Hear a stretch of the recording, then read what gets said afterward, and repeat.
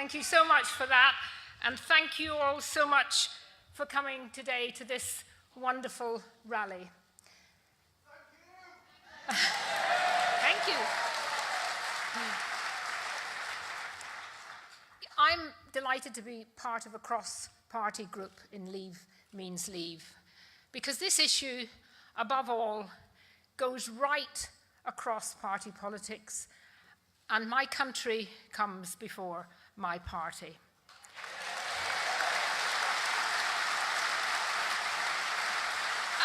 And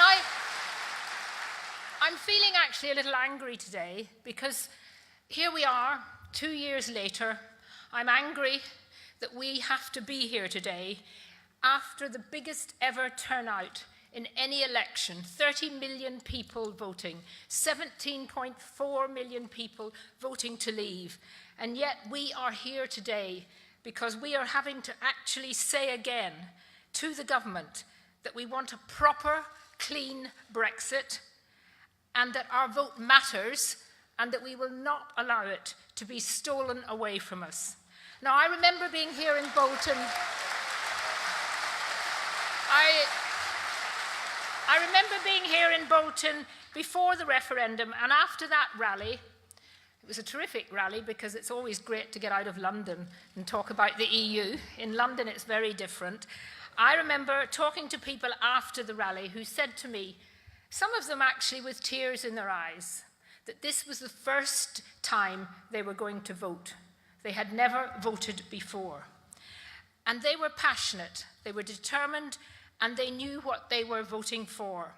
And that's why it makes me angry when we hear the patronising voices of the mainly London establishment saying that people didn't know the real issues, that they were stupid, that they were unenlightened, if we know what that word means, they said, and that we were probably racist.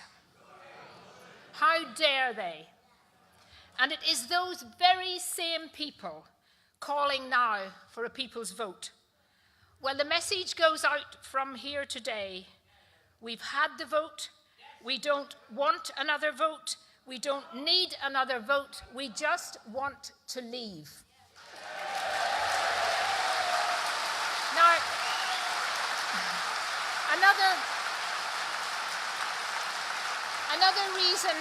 another reason I'm angry today is that I'm actually very fed up with the way our country is being run down by some of these Remainers.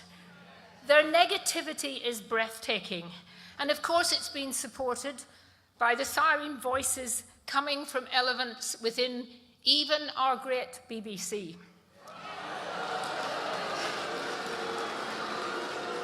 And of course other news media. And you know, you wonder sometimes, whose side are these people on? And then you don't have to wonder, because you know that many of them are on the side of the EU. And I know that many of us have even stopped watching Newsnight and listening to the Today programme, because everything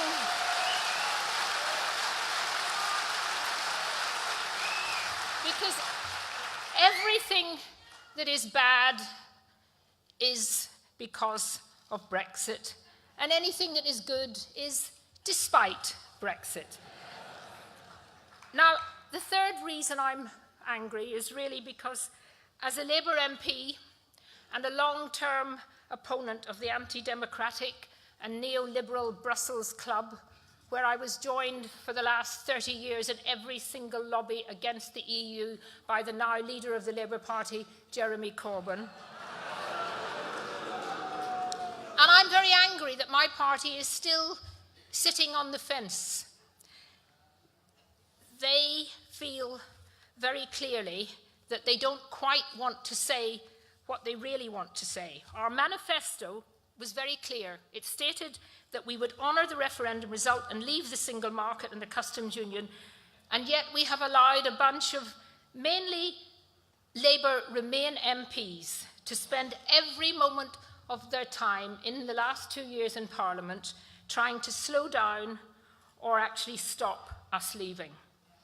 And I'm often asked, do I feel lonely in Parliament? Because there aren't many of us in the Parliament on the Labour side, although we know that we've got 17.4 million people out there, so I'm not really that lonely. But people like Frank Field, Graham Stringer, John Mann, Kelvin Hopkins. And the answer is no, I don't feel lonely, because I and my colleagues are following in the footsteps of the great stalwarts of the Labour movement, people like Hugh Gaitskell, Peter Shore, Tony Benn, and the wonderful Barbara Castle. Every one of them now, if they were still living, would be here with us and members of the Leave Means Leave campaign. And I just watched recently a Barbara Castle speech that she made at the Oxford Union way back just before the 2008. Instead, the EU overthrew the elected government and imposed years of grinding poverty to ensure the health of the euro. And Italy, when the Italian banks got into difficulty, so threatening the integrity of the euro, the EU forced the elected prime minister to resign and replaced him with an EU bureaucrat professional. Remember the euro debate here in the UK, when we were being asked did we want to join, or they were talking about it, all those senior politicians pushing us to join. Is there anything familiar, do you think, in the names? The Blairs, the Cleggs, the Mandelsons, the Ashdowns, the Heseltines. And yes, you're right, they're the very same people who told us it would be a disaster if we didn't join the euro. They're now the very same ones telling us it will be a disaster if we leave the EU rules. After all, the rest of the world operates successfully with those rules, because we need to be free of the tentacles of the Lisbon Treaty, because what the Lisbon Treaty has done,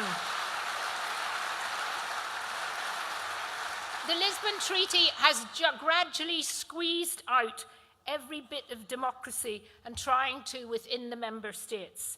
You look at all the things that have been signed, the accession signed by the Tories in 1972. There was no referendum, no consultation. The single market signed by the Tories in 1986, no referendum, no consultation. Maastricht signed by the Conservatives in 92, no referendum, no consultation. Amsterdam signed by Labour 97, no referendum, no consultation. Nice signed by Labour 2000, no referendum. Lisbon signed by Labour, no referendum. And despite many countries voting against many of those treaties, what did the EU do? Turn around and said, you're going to have another referendum, and this time you'll support it. And that's what they've been trying to do with us. But they're not going to succeed, because they have...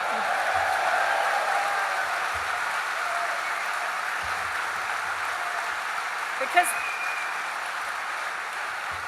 they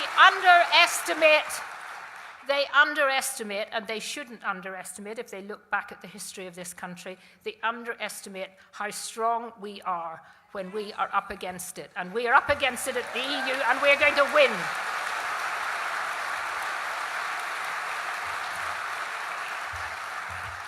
Now, I just want to say something about Northern Ireland and the Republic of Ireland border, because I come from Northern Ireland.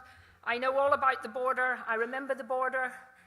My first and most important point, and it is one that I have to say the Prime Minister made very clearly this week. Northern Ireland is part of the United Kingdom, and we will not allow anything to change that situation.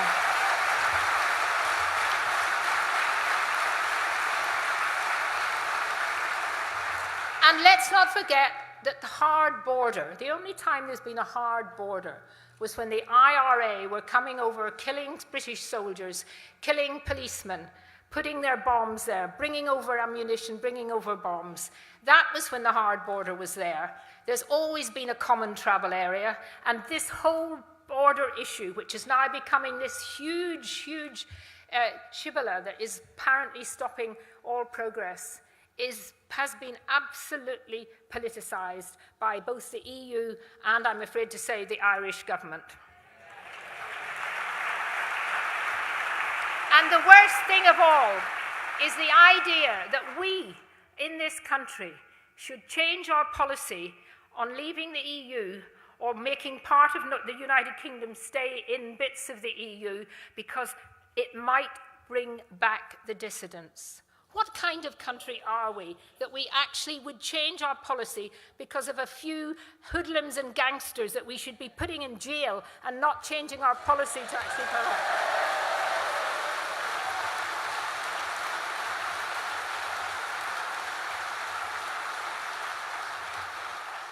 And I have to say that I hear a little bird tells me that the Irish Taoiseach might actually want to become an EU commissioner. And that might be why he's trying to sort of curry favour So I think, finally on the border issue, I think what we should simply say to the EU is, if you want a border, you build it. If the Irish Republic want a border, they can build it. We are not building a border between Northern Ireland and the Republic.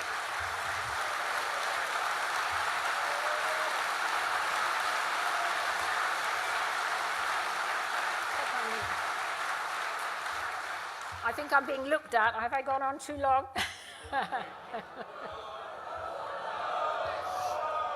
Right. I just...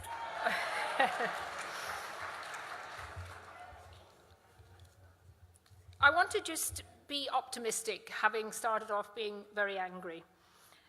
You know, we are a great country. We are the 5th largest economy in the world by GDP standards.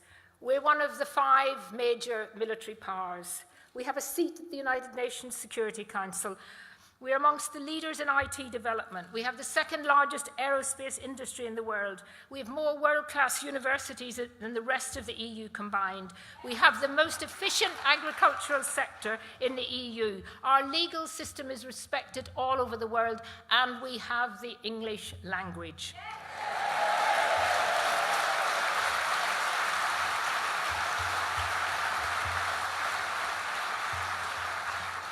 So what have we got to fear by becoming an independent, free country? We have to show that we are determined that the vote of the British people 2 years ago will be honoured.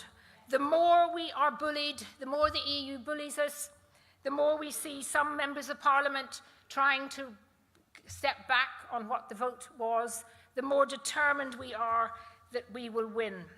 And I have to say that there are 2 or 3 things that everybody here can do. One is that, as has already been said, do write to your own Member of Parliament, even if they are a Leaver and a very strong Leaver, and I know that your own local MP will be appearing here today, but make sure you write to your MP, either to give them encouragement or to remind them of what that referendum was about, and to remind them that Parliament voted by a huge majority that it would be the final say. That it wouldn't be, there'd be no second chance, no coming back. This was your decision. And Cameron himself said that. And of course he said it because he thought he was going to win by hands down. But the reality is we need to be saying that. We need to be challenging all the time, challenging our MPs, challenging those establishments, those people in the establishment who have that doom and gloom, and actually challenge them to say whose side they are on. I have great confidence in our country. I believe that we need to get out there, that a no deal is a no problem. No deal is no problem. That is what we need to be saying. And